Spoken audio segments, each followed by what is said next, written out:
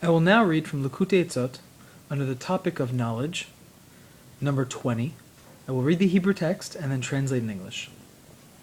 Tzarich ladat, a person must know. Rebbe Nachman explains, Shemalo kol haaretz kevodo, v'lit atar panui mineh, that Hashem fills the entire world and there's not one place that's empty or void of His presence. V'yihu memalek kol almin v'soviv kol almin. He fills the world and He surrounds the world. V'afilu mishosek maso matan bagoyim, and even someone who works and does business with the nations, with non-Jews, lo yochal yitnatzel v'lomar אי אפשר לעבוד את השם יתברך מחמת אביות וגשמיות שנופל תמיד עליו, מחמת העסק שעוסק תמיד ביניהם. A person, Rebbe Nachman explains, cannot give the excuse after 120, or even to himself at that moment in time, that the physicality between the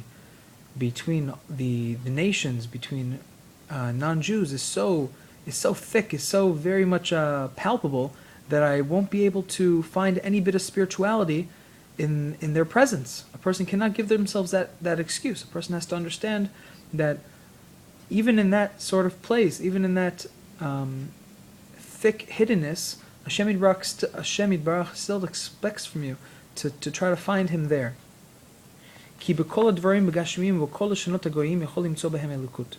Because everything that's physical and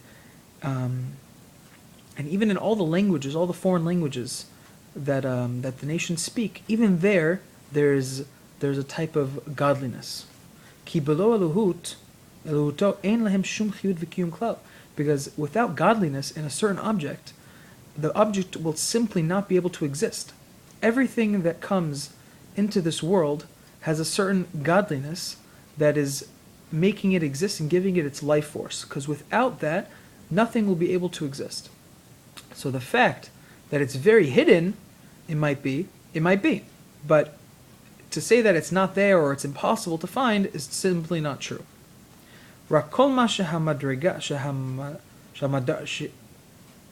שהמדרגה יותר תחתונה, אזי אלוהותו שם בצמצום גדול, מלובש בלבושים רבים יותר. It's just that Rebbe Nachman explains that it could be that in the place that you're located in at the moment, or where you're looking, it could be that it's more hidden. Godliness is more hidden, the spirituality is more hidden. But to say, God forbid, that there is no godliness in a certain area of the world, or in a certain business that you're doing, that's simply not true, because Hashem instilled in every single thing in the world His presence, and without that life force, the object or the